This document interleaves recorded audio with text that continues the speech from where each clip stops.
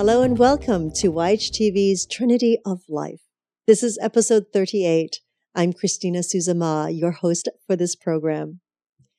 Thank you so much for joining me again as I continue to explore the wonderful world of healing arts, meditation, therapies, and the many modalities of helping us find balance in our individual journeys. We are always excited to meet those of you who are on the leading edge of creating change on this planet. Today, we are honored to have with us a dear individual who strives to support others to create balance in their lives through music, mantra, and chanting. You may also remember her from Yoga Hub's Virtual World Yoga Meditation Conference, as she has been participated in several of them in the previous years. And also previously, she was on episode 27, The Power of Meditation and Chant. Let us welcome back Bhavani Lorraine Nelson, who is honoring us again with her expertise, and today exploring the magic of mantra. Hello, Bhavani. Welcome. Hello. So good to be with you again. Good to hear you. Yes, and as everything is being upgraded, you're getting the picture is getting clearer and clearer, and I don't know if that's good in my case, but hey, it's wonderful. And the sound, the sound is getting better. So, when you take us through any of the mantras, it just sounds so much more beautiful with your magnificent voice. Fantastic. All right. So, Bhavani, today we're exploring the magic of mantra.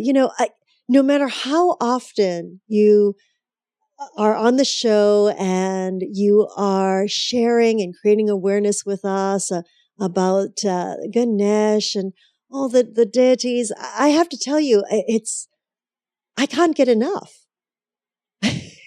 That's a good thing. That's a very good thing. Absolutely.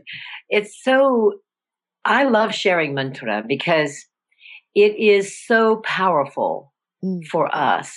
And of course, the reason is that we are made of music. We are vibratory beings.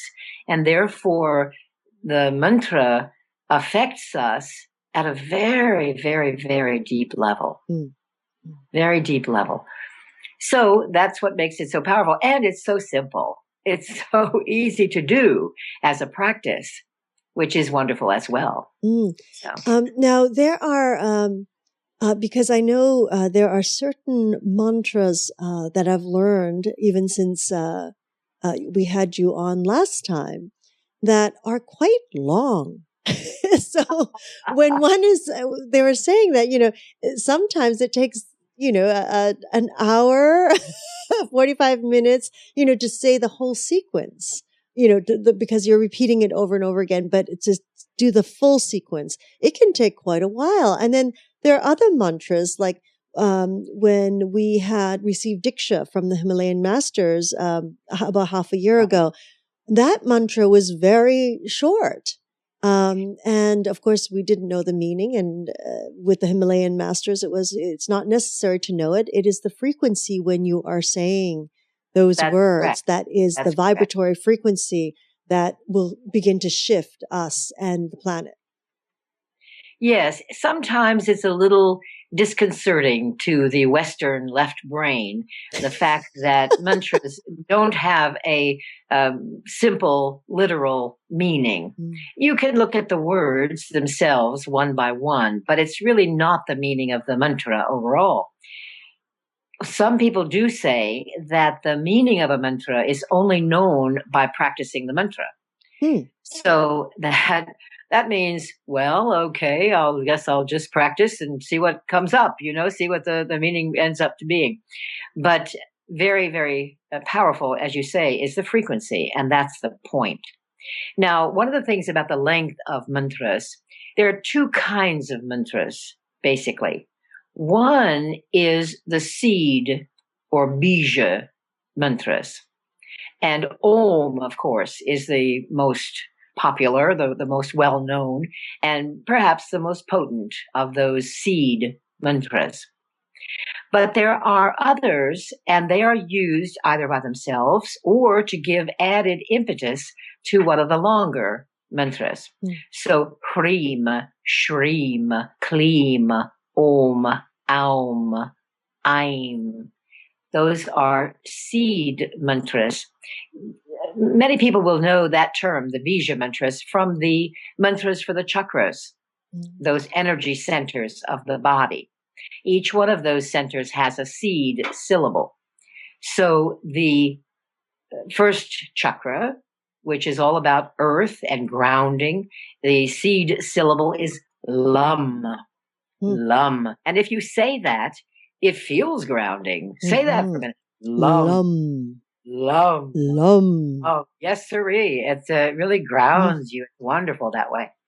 So those mantras, of course, are very short.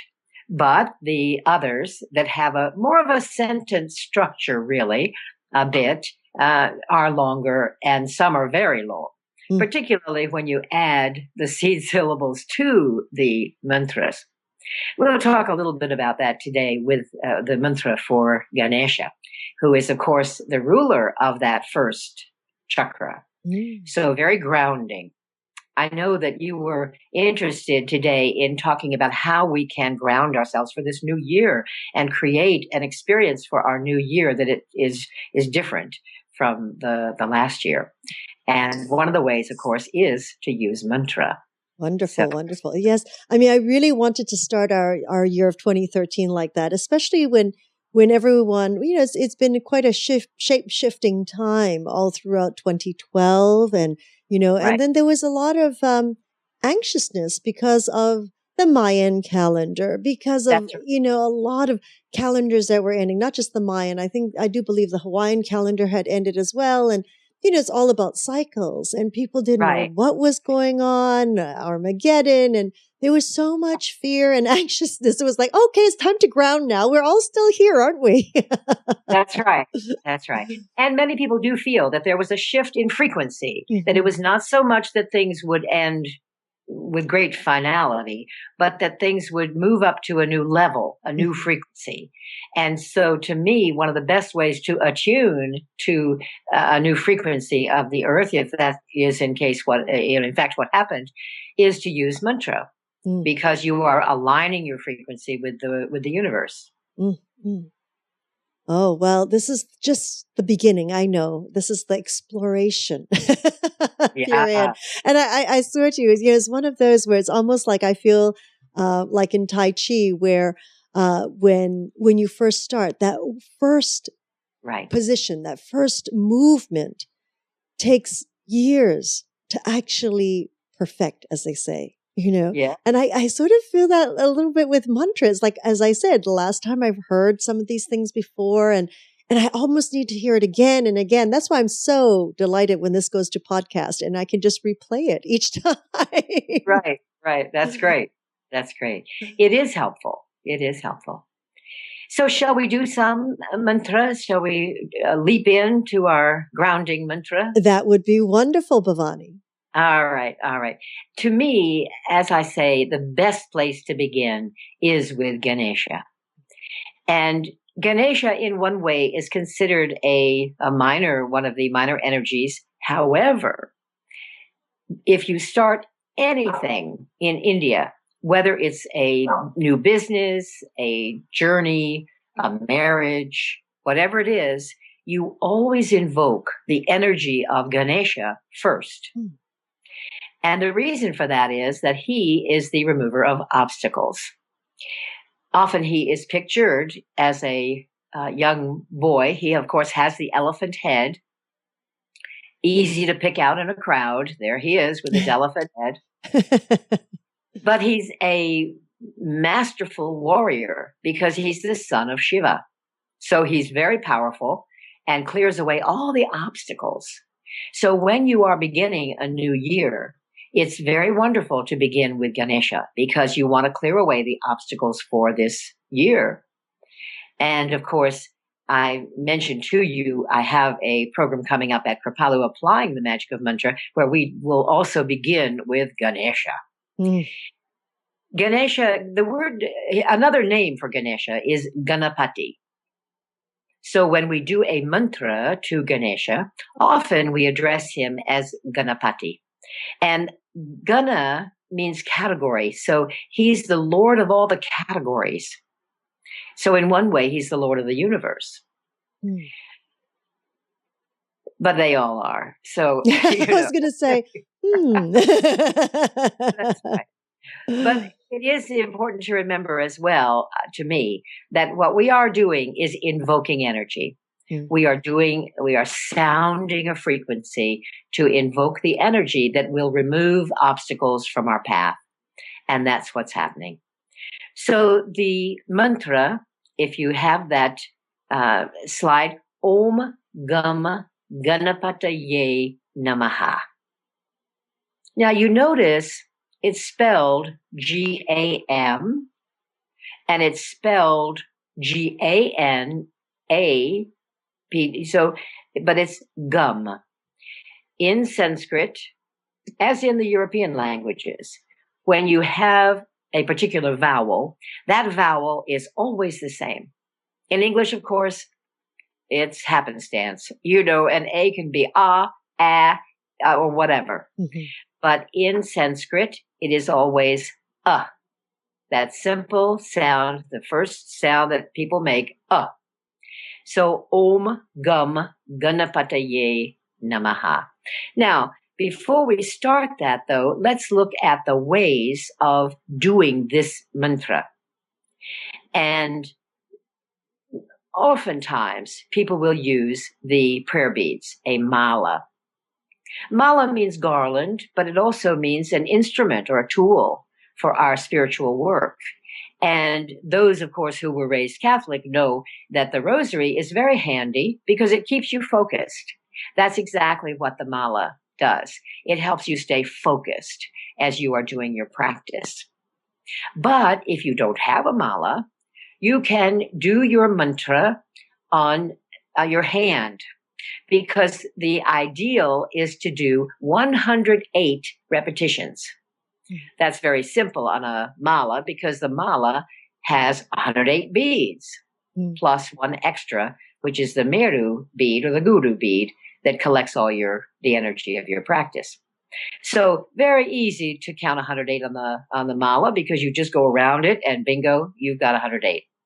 On your hand, and we have a diagram of the hand, you'll find that there's a way to do it where you count 20 5 times, and then you add an extra 8, and you've got your 108, right? 20 times 5, 100, add 8. So we will do using the hand today to get you used to that. And what we will do with our lovely mantra to Ganesha, Om Gam Ganapataye namaha, is we will do it a quarter of a mala, which is actually 27 times, which means we will do one of those 20 repetitions on the hand and add 7. All right. So right hand, always, left hand used for other things in India. So we start, as you can see from the diagram, on the ring finger in the middle area there and do a repetition. So are we all set? Are you set, Christina, to Absolutely, Bhavani. But I want to let you know, Bhavani, before you do start, though, that I am actually going to mute myself so that your vocal is much clearer for our audience. And because I'm not as familiar with the words, I would like those words to be very clear for those who are following, especially those who might be listening to this as a podcast. One voice is much easier. Okay. That's a great idea. And also, let's then go over it slowly so that people can get it. Om. And you can repeat. Wonderful. Gam. Ganapataye. Namaha. Om Gam Ganapataye. Om Gam Ganapataye. Namaha.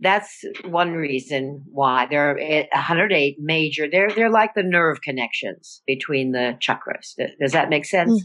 Yes. Yes. Yeah. Yeah. Interesting. So it is kind of a mystical, magical number. It's fascinating because so many things divide into it, which is also easy because you'll have a half mala, 54 beads, a quarter mala, 27. Often the wrist malas that people simply wear.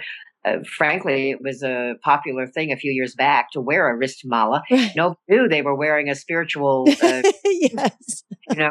But it was just, isn't that cute? A little wrist mala, wrist bracelet with a tassel. Yep, that's a mala. So you have to be careful, though, with those to be sure it has 27 beads so that you do get, to 108 as you do it 4 times on your wrist mala. Right. So. Right.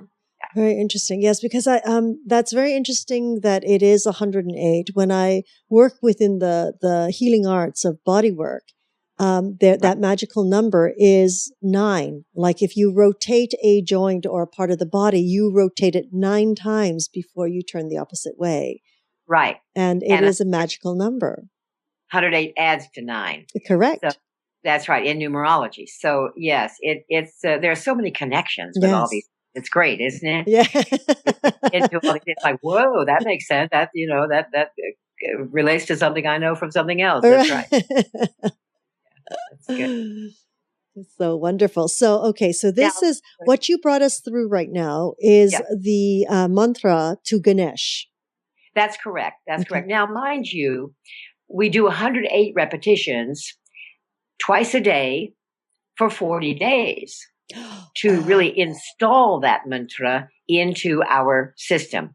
So that means it's now yours, right? It doesn't mean you stop necessarily doing it after that.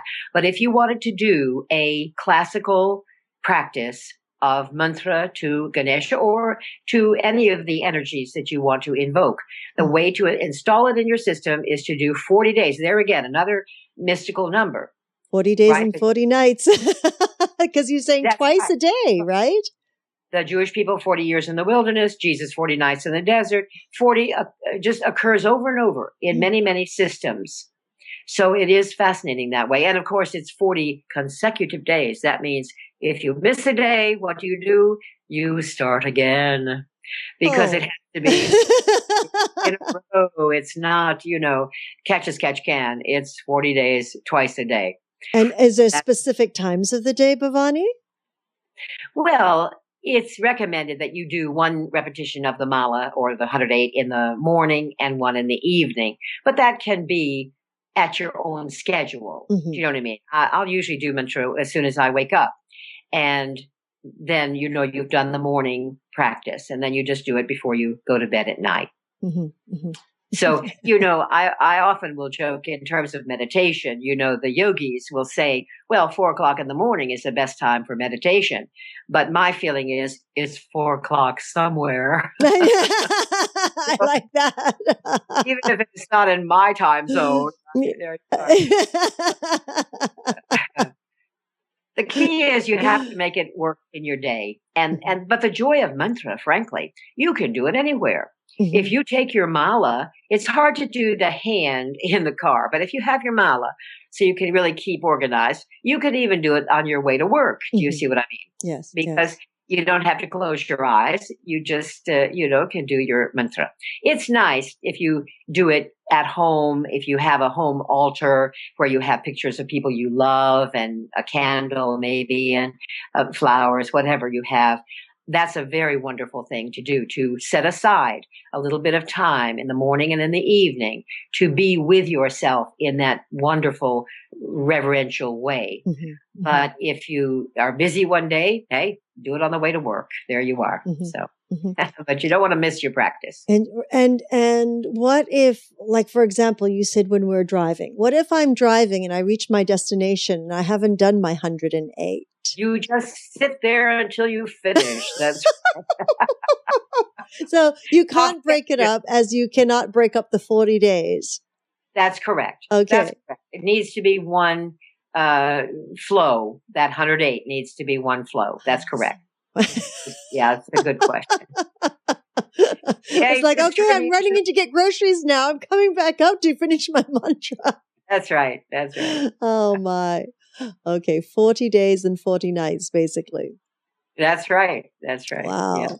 Yes. And then what if, like, for example, you have now brought us through the mantra for Ganesh. Now, is there several that would be to Ganesh, or is this the main one that we would Yes. use? And in fact, I would mention here that I do recommend if someone wants to pursue mantra and is new to it, the book that I usually recommend first is called Healing Mantras by Thomas Ashley Farrand.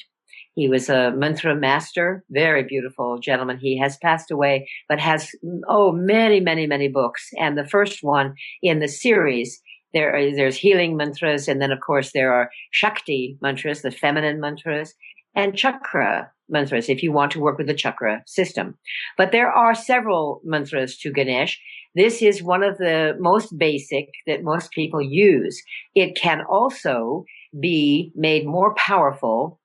As I mentioned, remember we talked about the bija mantras, Mhm. and you can use those to add power mantra. So, for example, the Om Gam Ganapataye namaha, you can have Om Hrim Shrim Kleem Glaum Gam Ganapataye namaha. Oh my. Isn't that lovely? Oh, Om Hrim Shrim Kleem Glaum Gam Ganapataye namaha. So that adds the bija mantras to it and makes it much more potent even. mm, mm. But as you say, every syllable that you add adds a little bit of time to the 108. You have to be sure that you want to take on, that particular practice. But But also understanding the syllables that we're adding. that's right. That's right. And the seed syllables are in several books. The Healing Mantras does talk about seed syllables. There's another book that I wish I could remember the title of, but if you Google, understanding Bija mantras, you'll find many, many books, and they're all very beautiful. I think David Frawley has a new book on that, and that's excellent as well. So, but then you can also add a bit more melody to the chanting of the mantra, and it becomes chanting. So the difference, as I'm often asked, the difference between mantra and chanting or ecstatic chanting, as we sometimes call it, that has high energy chanting, is the difference is you have more instruments, and normally speaking, you'll have a bunch of good kirtan people with you. Hmm. The word kirtan is used in a couple of ways. It either means a particular chant or an evening of chanting.